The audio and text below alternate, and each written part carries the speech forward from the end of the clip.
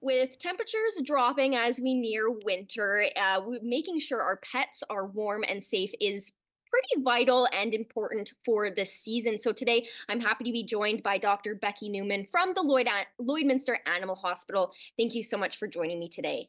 Yeah, you're welcome, Abby. The topic that we're talking about today is protecting your pets during the winter months. We always say that during the summer, if it's too hot on the concrete for our feet, it's too hot for your dog's feet. And that's kind of the same in the wintertime as well. They get cold just like we do. So what are some ways, just to start off, what are some ways that people can protect their pets from the cold, whether they are going on walks or just simply letting them out in the backyard? Yeah, so when we think about our dogs, I think a lot of how they deal with cold weather has to do with their breed, their hair coat, and their body condition score. So I would say in general that larger dogs will tolerate cold weather better than small dogs. I think that dogs who have a longer hair coat with a more dense undercoat, they will also tolerate the cold weather better than your dogs who have that really short hair coat. And I also think that dogs that have a little bit of extra body condition score, so they're a little bit heavier, those dogs probably do a little bit better in cold weather as well. I think in terms of cold weather, you can take a lot of cues from your dog. When you're walking outside, and if you start to notice they're doing that where they're lifting and holding a foot up, they're probably telling you that their feet are cold. Or if they're out in the backyard and all of a sudden they're at the back door and they're pawing at the door, they want to come in. And in saying that, you shouldn't leave them unsupervised in the backyard for too long in that really cold weather, just in case they are getting too cold and you don't notice. I think another thing with dogs is that they kind of slowly become acclimated to the cold weather. So if you have a dog who's mainly an outdoor dog, at this time of year, he's going to be getting a denser hair coat. He's going to be putting extra fur there for the winter to kind of insulate himself and keep him warm. And those dogs, like if you consider some of your breeds like Huskies or people who have guardian dogs like Great Pyrenees that stay outside with their sheep or their livestock through the winter. Those dogs are sort of meant to be outside. And I think in the case of those dogs, if you can just provide them with somewhere to get out of the wind and some shelter. So most people have some sort of an insulated dog house. A lot of people will make sort of a bale shelter out of square bales. And that can really be just a good insulation from the wind as well.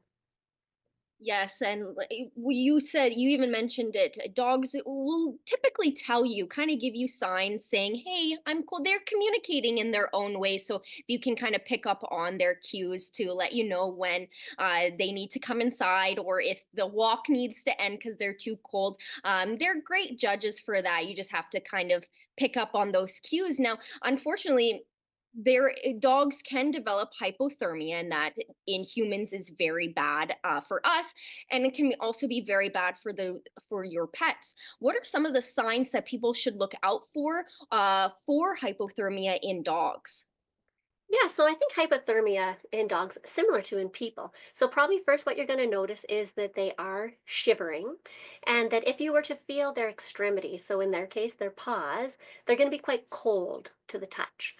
And if you were to lift their lip and look at their gums, they might be kind of pale pink, like or almost white in color.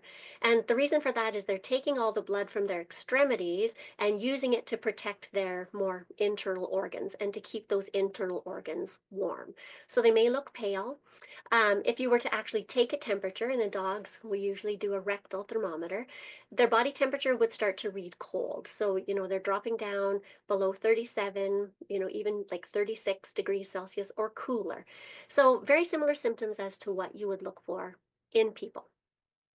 Now, if they do see those signs starting to show in their dogs, what are some things that they should start doing so it doesn't become a huge emergency? Yeah, I think, just bringing them inside where it's warm, wrapping them in warm blankets. You can do like, just like in heat stroke, you don't want to cool them down too quickly. With hyperthermia, same thing. You don't, or sorry, with hypothermia, you don't want to heat them up too quickly. So just like warm blankets, wrapping warm towels and stuff around their feet, and just keeping them indoors. You could potentially give them a warm bath. Yeah. And that always helps with humans as well. So it's nice that it's kind of similar for dogs as well. It makes it kind of easier to know what to look out for and to know what to do in those cases, which is amazing. Now, finally, what are some ways that people can keep their, from the very first step, if they're taking their dogs who are have those shorter furs or who are smaller, what are some things that they can do, whether it's dress them up or anything like that, to kind of prevent all those colder steps from happening? Yes, for sure. I mean, there are some really cute dog clothes out there. I have dogs come into the clinic here wearing the cutest little vests with fuzzy little hoods on them. But you can get nice warm jackets for your dogs. And if you own a short-haired dog, getting them used to wearing a jacket when they're going outside for a walk is a really good idea. It just gives them that extra layer of insulation. I think too, if your dog will wear booties, there's lots of great booties out there that are insulated as well. Not every dog likes to wear them, and I do think there's some training involved in getting them used to wearing them. But once they're used to wearing them, that's definitely going to protect their feet more from the cold. And the other thing in cold or icy weather is people start putting salt and stuff on their sidewalks. And there are salts that are safer for dogs' paws if they were to come in and start licking their paws off. But, if you're uncertain about what's being put down in your neighborhood, having some booties on their feet can protect them from that salt as well. Wonderful. Well, these are all great tips to keep our pets safe. I know that's very important, especially here because temperatures can drop pretty drastically during this winter. And unfortunately, it seems as though we may have a colder winter this year comparatively to last year. So it's always great to, have those preventative measures. And of course, like we said earlier, just listen to your dogs. Look out for those communicative signs that they're giving to, get them into warmth. Is there anything else that you would like to add in regards to this topic that I may have missed? No, I think we did a great job covering dogs. I guess I would just make a couple of comments about our kitty cats. It's a little bit the same with them. There are cats who go indoor, outdoor through the winter. Most cats prefer to be indoors in the winter. If you do have community cats or barn cats, once again, it's just providing them a place to get in out of the cold. There's lots of great resources on how to make a warm cat house for outdoor cats.